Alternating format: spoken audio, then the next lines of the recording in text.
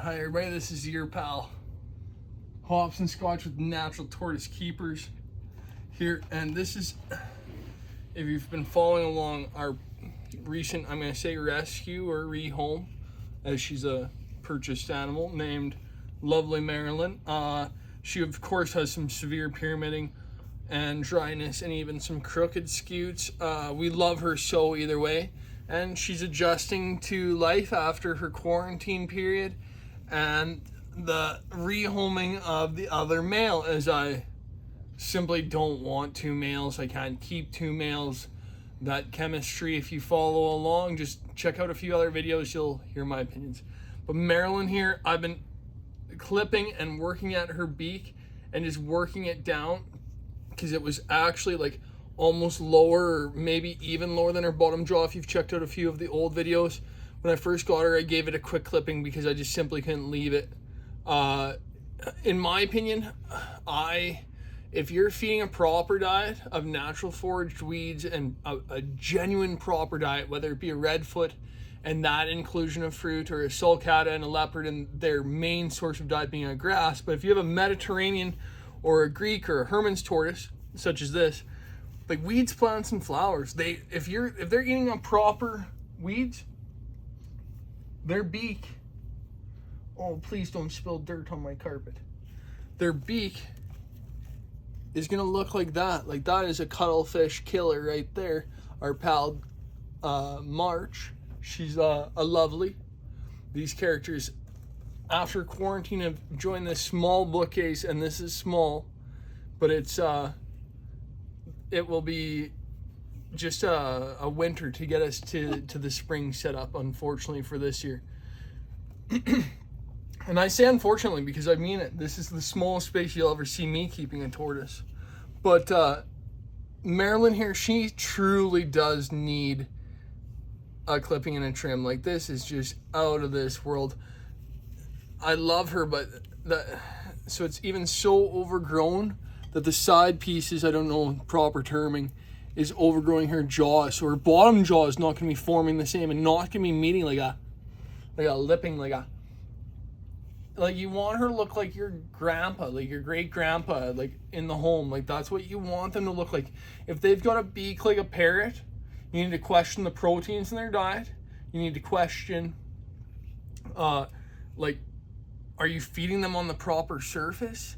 On like a rough slate, or at least a terracotta. I like terracotta, I find it easy to clean. But slate, if they could make me a slate bowl, Natural Tortoise Keepers patent pending, working on it. But without further ado, I truly have to just deal with this tortoise. There's Marilyn. She's like a 1.2 kg tortoise. She's the biggest Herman's tortoise I've ever held or owned. A lot of my experiences are me going through them a first time alone, or having just friends to reach out online to. But following along, I've learned that clipping is the best to do the majority of the work. It's quick snip. If you're not into the bone of a tortoise's, a clipping can go very easily, but you have to remember they do have a jawbone on either line, just like us, after all. So without further ado, I just absolutely hate this. And I use that on my dog's nails, and it works for that. But the best trick for a tortoise is hang upside down slightly. They will extend their head if you just pause and wait. And then that's the worst part of it, is catching them and now holding their head, being in control of the situation, and not allowing them to retract. This is where I find a smooth surface works better than a rough surface. We will choose this mid-grade Dremel and see if we can just give this a light filing into place, and that works really good. That works better than I thought it would. It's already a big change. There we are. We needed that mouth to open, and it's almost just a slight bit too big. I know that's wrecking our viewpoint, but that's the way it needs to. I don't condone this to anyone. I believe a vet should do this if you don't feel confident in doing this. And I also would highly recommend just feeding your tortoise a proper diet off of a proper surface, and this won't have to happen to your tortoise because this is absolutely awful. And PETA, I'm sure, is gonna love this video.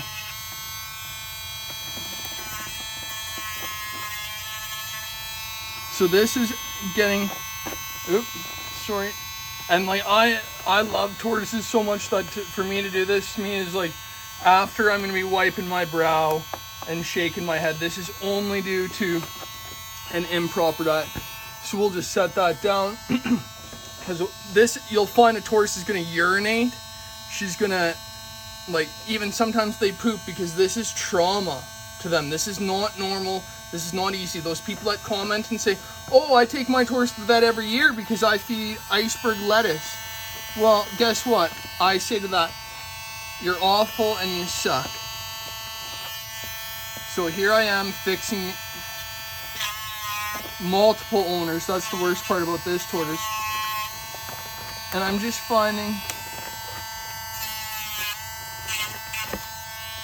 see, even their bottom jaw starts to hook inwards if you look. And I think that's where we may leave this, because I'm going to call this enough trauma to Marilyn. Their bottom jaw is strong, but it shouldn't be hooking inwards, and it shouldn't have such a point to it like that. Like they're not getting proper bites. That means that their bottom beak is affecting into their top jaw. And what's worse is when you see a tortoise that would have an overgrown bottom jaw, or someone saying, oh, I would like to trim my tortoise's bottom beak. That means metabolic bone disorder. Oops, I didn't mean to touch your eye there, Marilyn. I'm sorry. So Marilyn already, just from that there, that is a degree and better in here. So I'm hoping that that will allow her to work down her side bits just in a few coming days. Because that's a trauma that, like, when you do that to a tortoise, they hate change. That, like, this is horrible to do. Like, if you would just feed off, when I say terracotta, like, this is like $2. And that would avoid you having to do that to your tortoise. Like, they just eat off this $2. Or, there's slate tiles. Like, you can get that at the hardware store or, like, the masonry store. You wouldn't have to do this to your tortoise. Like she's already retracting very much. Like, she's just not comfortable, obviously. But look at how different. I can't wait to do a before and after of just one small filing. This will be a process, y'all. So, like, that's our gal there. Here we are. And look at how, there's Dash. She's been fed off of a rough surface her entire life. Look at how smooth and slow growing in her side beaks are, like that jaw piece, we'll say, instead of hooking and overgrown. And oh my goodness, I need to get my eyes checked. This is Scooter here. So Scooter has had some beak trimming, and now I'm not even noticing. So his has been worked back in so well. Sorry, I just grabbed that so quick. My apologies, everyone. We'll get Dash, because Dash is a beak model. And oh, she's going to be a big girl. She really hooked herself in there. I love that. She's really happy there. But, so there she is. She is a beak model. That's what you want out of a tortoise's beak. Is, look how nice that is. For that nice smooth and everything about, like, her side bits. I don't know what that actually is called. Time to learn. But those side bits are just beautiful. And her beak matches her bottom jaw in order for her to just work that thing. Whereas Marilyn the rehome, that is a work in progress. My goodness. This is your pal, Hobson Scotch Natural Tortoise Keepers. Kind of calling that more than enough today. Signing off.